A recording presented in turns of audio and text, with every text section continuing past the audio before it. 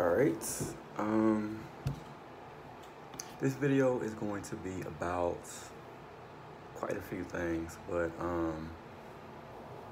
I don't know how I want to say this, so it may come out kind of great because whatever comes out is what's meant to come out at that time, and so yeah.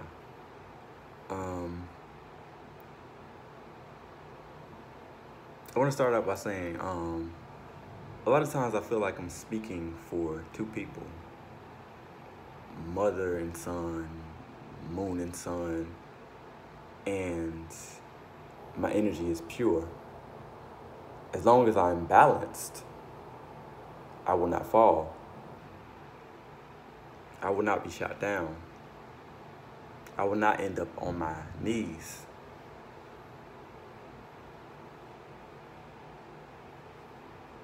I know that what I believe is up here. But what I'm really talking about is the writings on the ceiling. Like, everybody knows about the writings on the ceiling, but we don't necessarily get to see them all the time. But we talk about them in some way, shape, or form all the time, and we are under them all the time, like the writings on the ceiling. The writings on the ceiling that I'm referring to is the Zodiac. And I look at the Zodiac in a weird way. And I've been trying to kind of like decode the message that the Zodiac has. And I know that I'm close to it if I haven't already figured it out. But I feel like cat hairs. I feel like it's something that we're all meant to figure out, and that is very close and near and dear to what our purpose is, and the message that we're meant to get while we're here in this world, in this particular time, wherever this world is and whatever time this is, because that's the most tricky part. Is like is the world that we're in and the time that we're in.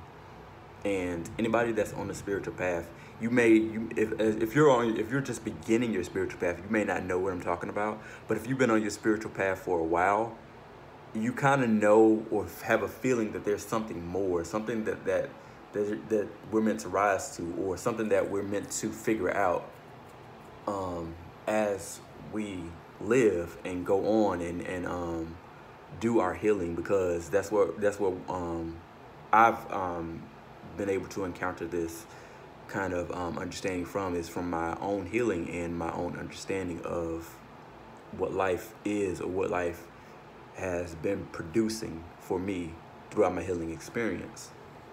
And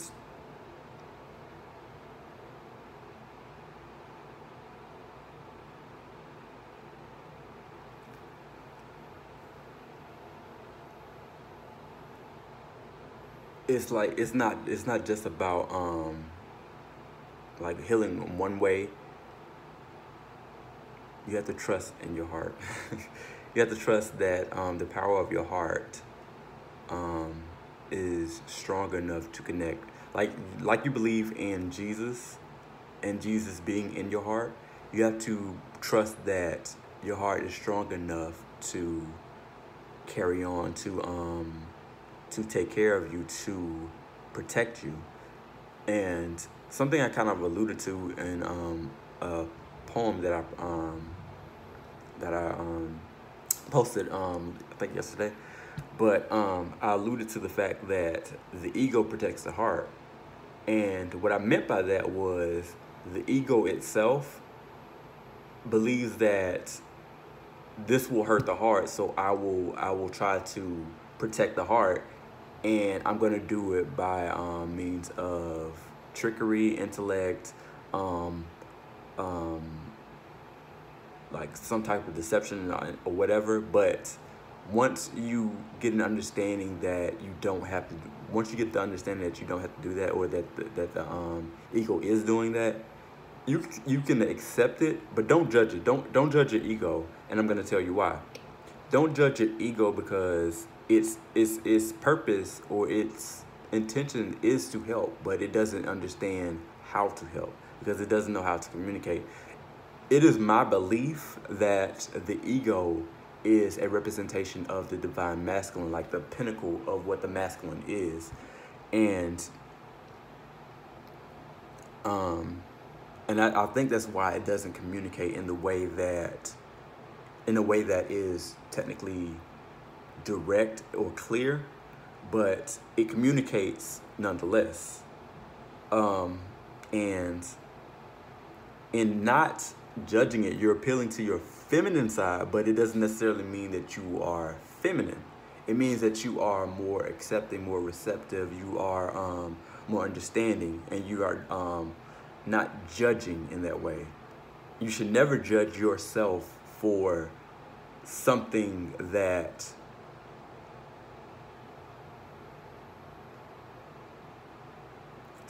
you didn't intentionally do. Like if you didn't have the true intentions to do something to hurt yourself or another, don't judge yourself for it, because that's sometimes your subconscious trying to protect you from something that you may not be aware of, or something that it thinks that you are afraid of.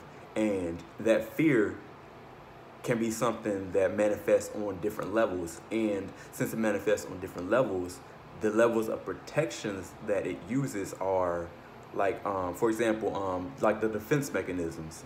Defense mechanisms are how the mind how the mind protects itself, but that's also what the ego is doing. Like it's using the defense mechanisms to avoid certain things, to stop certain things, to protect you. But once you realize that those obstacles are not only holding you back, they're keeping you from truth, they're keeping you from love, they're keeping you from understanding, they're keeping you from things that you need to kind of ascend to, you need to reach to. So don't judge your ego, don't judge the masculine energy that it is. And I see a lot of people talking about this whole topic of ego death. I don't necessarily know too much about it because I haven't done the research on it recently. However, I will say that it may not be that you need to kill your ego or your ego needs to die. More so, you need to gain more understanding of what your ego is doing, and gain a better understanding and show that you are, or you want to approach the situation with love, and you want to understand the situation. You want to connect to the situation in a way that allows your energy to flow, allows you to approach the situation without like anxiety or stress. Like you want to experience like bliss, you want to experience like freedom.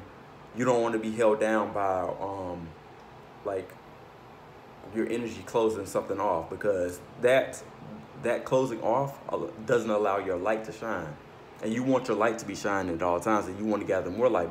So like the obstacles that that are hidden from you, or that are in front of you that you may be aware of, you may not be aware of, those things close you off, and those things cut off your light, and they kind of mess with your energy. They can cause you to be angry, they can cause you to be stressed out, they can cause you to be depressed, they can cause you to be all these things that don't help you in the long run. So what you got to do is you have to learn to communicate, learn to recognize things for what it is, but conceptualize. Once you conceptualize what these things are, once you see them for what they are, you then respond. Don't react to everything that you encounter, because once you react to everything that you encounter, that means you are in a state of anxiety. You have to do this like really fast, and you have to approach it with like some type of urgency, but not really thinking about it. So you don't want to approach things without ever really thinking about it, because it doesn't help you.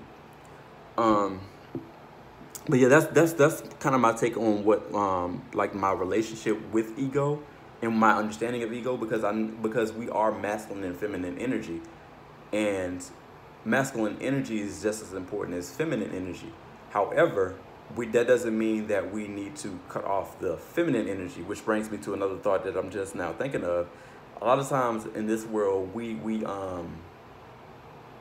seek to hide the feminine energy. We seek to try to put the masculine energy before the feminine energy, unless it's in terms of objectifying or sex. And you don't want to objectify and put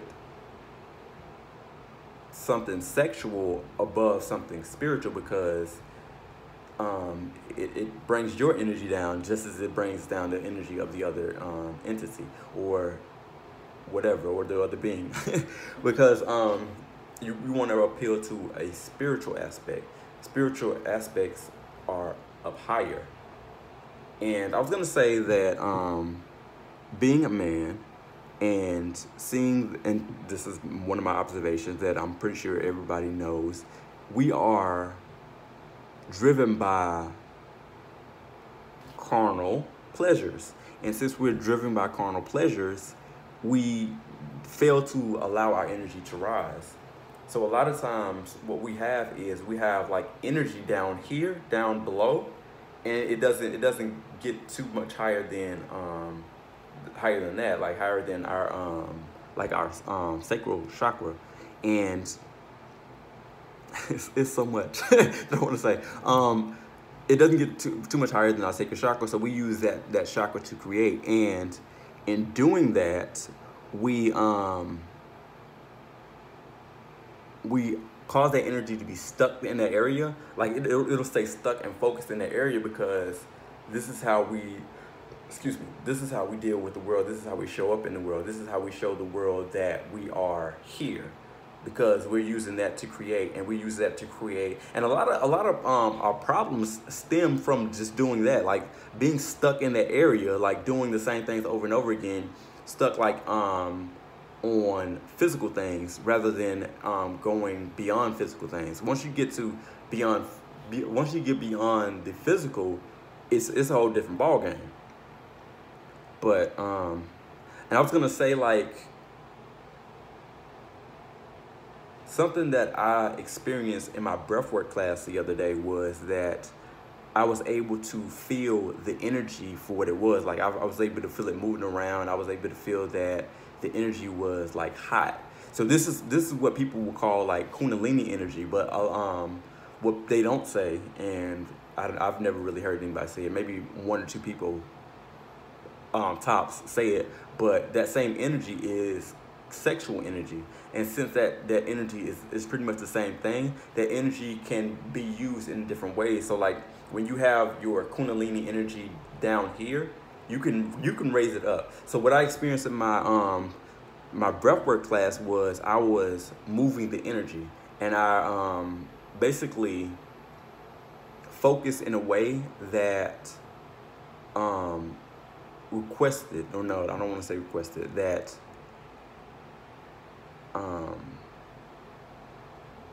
communicated that I wanted the energy to rise. I wanted the energy to come up to my heart. And what happened was it came up to my heart and it spread out through my arms. And remember I was telling you that the hands and the arms are Gemini, and they represent communication, and they also represent like the connection between the right and left brain and love. So I was asking the energy to come up, and then it came up to it came up to my heart, came up to my throat, and then it came up to my my head. And from there, I kind of lost track of time, because in this area, it really does get timeless. But that's a whole different story too. It's so much that I want to say, but I was gonna say that just make sure that you are doing like your energy work, and you are doing the things to build up your energy, because you can spend a lifetime either watching people create the same way, or you can focus on creating in a way that isn't seen by most people. Like you can create in a way that most people aren't even thinking about right now, and they should be. But I'm not, and again, I'm not judging anybody. I'm not telling anybody what to do. I'm just saying, like, make sure that you, that was excellent. Make sure that you are, using that energy in a different way. And these, raising that energy up creates different experiences, especially if you're conscious of that energy. And something that I learned and something that I encountered on my path was I experienced raising my kundalini energy up in the wrong way. And this was an experience where I was sun gazing, and I had sun gaze like all day, pretty much. And I was doing it in the weirdest way, but and I won't get into that right now. But what happened was my kundalini energy rose up, and it expressed itself in anger, and it was mad, and I saw a lot of I will say I felt a lot of anger and rage, but it didn't really have any direction. It didn't really know what to do. The energy really didn't know. It wasn't self-aware, but it was active. It was there. It was just confused energy. And the reason why I know that this energy was connected to my solar plexus because it was connected to my solar plexus because it was between my liver, which in Eastern medicine, I want to say Chinese medicine in particular, it represents anger. And I want to say it had a little bit of sadness, but not too much sadness. I want to say it was mostly anger. And it also was going through, like, this is later on down the line, but it would go through like my ideas of who I was. So this was in this instance, the kundalini energy rose, but it was confusing the idea or the concept of who I was or the personality that I was at that particular time, because I think personality is dynamic. I think it changes over time, but you know, I don't know for sure. But I will say that I know that I'm a person that changes over time. And while I understand what my ego is, I don't necessarily identify as my ego. I just accept that I am what I am, who I am, and I'll just leave it at that. And it's not saying that I want to be separate from it. It's just that I've gained this understanding that I should be observing myself in a different way than rather than interacting with the world in a way that isn't aware of who I am, what I am, and the place, or rather the role that I play in, even in my life, in different situations, like beyond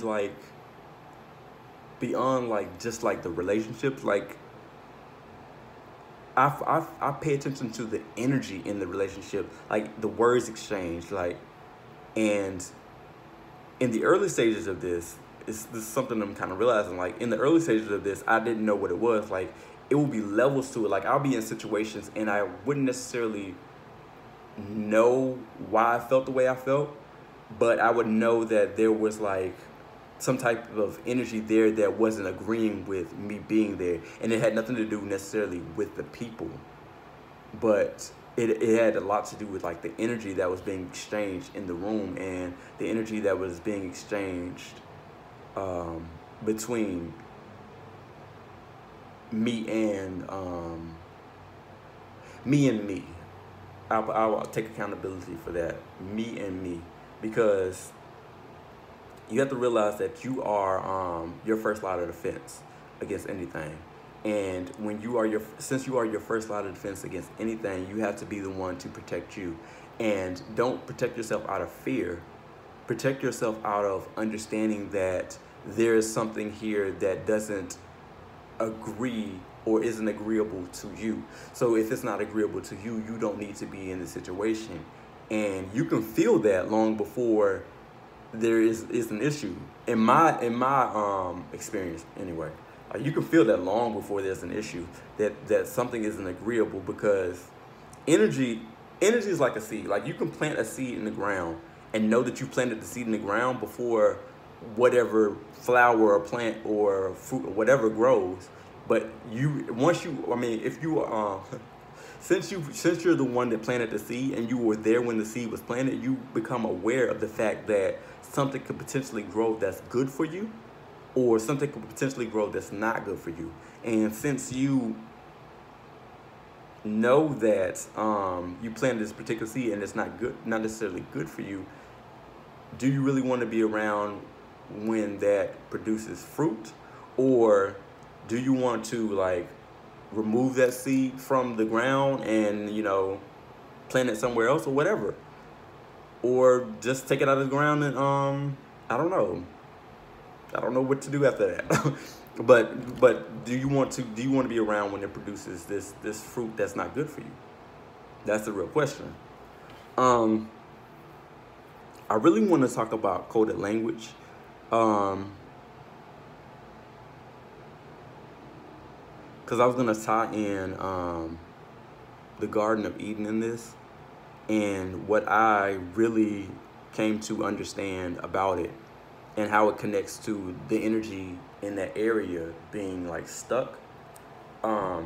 Because the Garden of Eden is basically your sacral chakra. And go listen to me on this one, because this is gonna be kind of hard to understand if you're not really following me. The reason why I say it's the Garden of Eden is because it represents one, it represents patterns. That's one thing that we need to get out the way. Another thing it represents is, like, your intestines, like the things that you go through, the things that you eat. And a lot of things get stuck in your intestines. And what you also have in your intestines is gut flora, the stuff that grows in your gut that feeds on the food that you eat. Now, the reason why this is important, and the reason why I consider it the Garden of Eden, because it's the stuff that you eat and that grows that grows inside of you. And that could be it could be solid food. It could also be like air, because a lot of times people will have food in them and they have air in between that food. So this is what happens when we, like, get gas or whatever, and that gas moves through that flora, that stuff that's in our gut flora, and it moves through it. And sometimes that can get backed up inside of us. So the reason why I tied it to that was there were two things in the garden that happened. They ate the fruit. They what's maybe more too. They ate the fruit. They and the serpent, the important things. But, and this is not for children. I probably should have said this before, but yeah, it's not for children. The serpent represents, you know what, and and the reason why I say that is because that energy can speak to you in a way that causes you to do those things, and and since it can cause you to do those things, it can cause you to kind of not want to be in your whole state, in your heavenly state. And this is why I believe that that was what was wrong in the garden, the real thing that was wrong in the garden. Because it wasn't just the fact that they ate, it was also the fact that a serpent was talking to them in the garden. And that energy, if I don't know if everybody has experienced this, or maybe it's just, you know, my own personal understanding, and I'll take that, I'll take accountability for that.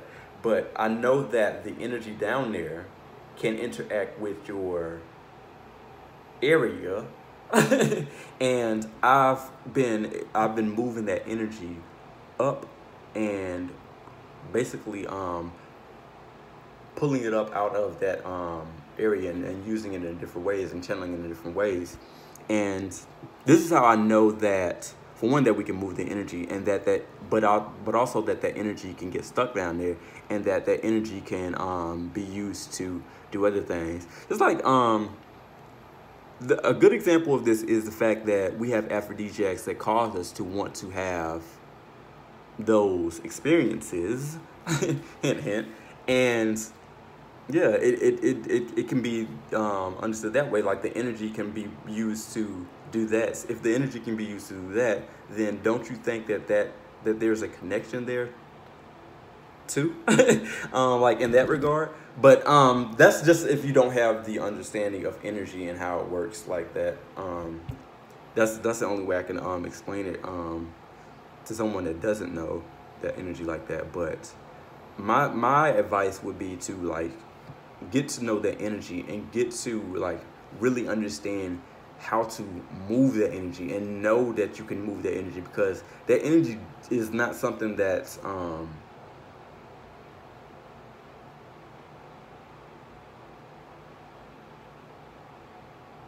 it's not something that's, like, impossible to move. It's not something that happens, like, unconsciously, well, entirely unconsciously, because you can consciously do certain things if you practice and you know how. And I just really want to encourage people who don't want to be stuck in that area to really work on moving that energy up, and knowing that you can move the energy. Like, you can control the way you take in oxygen. You can tell oxygen where to go, even if you're not, like, consciously breathing. Like, even if you're not, I can tell the oxygen to move to certain places in my body just by thinking about it. So that's just an example. Like, you can move energy in your body. It's not something that moves, like, just because. Like, you can move it. Like, anything that your body can do, you can do consciously. Anything. Literally anything. But you have to know that you have the ability to do so, and you have to believe in yourself. Like, your body, your mind might fight you a little bit before, because it doesn't understand, and this is an ego thing. It doesn't really understand why you would want to do that. So once it tries to understand why you would do that, work with it. Don't work against it. Work with it to help it understand that you are moving that energy for a purpose, and the purpose being to rise, and to use it in a different way, because you want to express it in a different way, and be intentional about, like, do other things to express the idea that you want to use that energy in a different way. Like, if you want to use that energy to show that you want to love yourself first, and show that you love yourself first. Show that you care about yourself first. Like, if you wanna be in your heart, show that you care about yourself first. And then once you show that you care about yourself first, then that energy will start to move up automatically. So once you start doing, like, energy work, like, once you start doing, like, breath work, once you start meditating and, like, breathing deeper, you understand how to move that energy up, and you'll gain more practice of how to move that energy up. But that energy it's not entirely just the breath, but that plays a huge role in it. Like, once you start to learn to control your breath, you can do a lot more things than you would have imagined before you start to control your breath. But yeah, it's very important to start there first, and just keep going. Like, even if it gets hard, keep going, because I promise you, like once you start to get on that other side, you definitely understand why you started. Like even if you kind of do it blindly, like you may do a little meditation here, and you might not be like intentional about it. You may not be focused on doing anything like anything with it really, other than like, you know, something like clearing your mind. And clearing your mind is important, very important. But it's like just like a beginning thing in a minute. I mean, it's like a beginning thing, and you start like by clearing your mind, because that's like the first thing that that we do when we start to meditate. We start to like just clear our mind and to like, you know, get rid of the stress of the day, like to focus on you know, peace and just, you know, being in the moment rather than carrying that weight with you. Like you start to like wanting to like release and like kind of open up like space where you can be free and move around and not be like stuck in the energy of, well, oh, this happened at work, or my family is doing this, or my significant other is doing this, or whatever. Like whatever it is, like that's what we start to do meditation for. But once you stick to like the practices of meditation, of breath work, of like yoga or whatever, moving your body in some way, whatever it is, once you start to do those practices and you do them like consistently, you start to develop a relationship that shows yourself that you love yourself, and you love yourself on a physical level, spiritual level, and most importantly on a mental level, because you got to convince your mind that you want to do it in the first place. Like before you do anything, like you can have like an impulse to do something and you can do it perfectly, but once you go to do that again, your mind sometimes can challenge you because it wants to know if you were really wanting to do that, or were you doing that one time, and how many more times do you want to do it, and do you want to do it like this? It'll start like these things that can stress you out, but you don't allow it because that's not what you want. Like you don't want to start to not want to do it. You want to do it because it's something that you love or you like or you're interested in. And if you like, love, and interested in this particular thing, keep doing it regardless of what the thoughts are, because the thoughts are not necessarily things to stop you. They can potentially stop you, but don't allow them to. Keep going. Once you keep going, you start to understand that it's just like a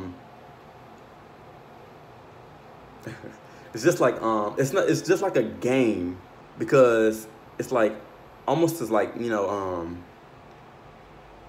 like psych, like I did that, but psych, you know. I don't know how to explain. I don't know what the kids say today, but it's almost to like psych you out, to make you feel like this is not something that you want to do. Or is it? You want to be in a position where you are doing something because you want to do it, not because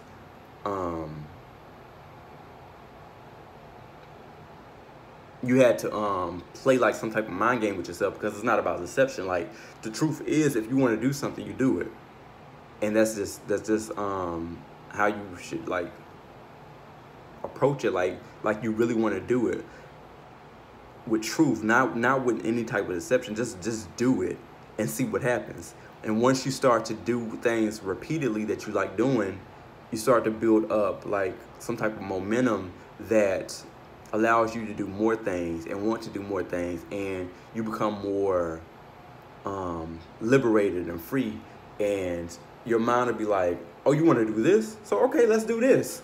It'll be more supportive, and you won't necessarily have negative thoughts. I mean, granted, it's always going to be something, but once you start to do energy work, you start to know how to deal with that energy, and you start to know how to approach it and how to respond to certain things when they happen. But Yeah.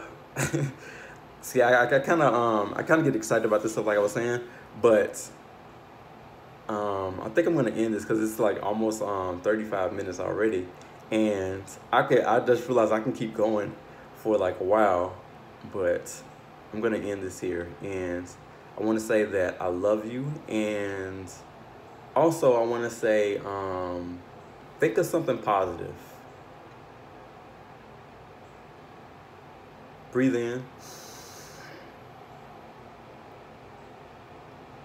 and as you breathe out, think of something negative.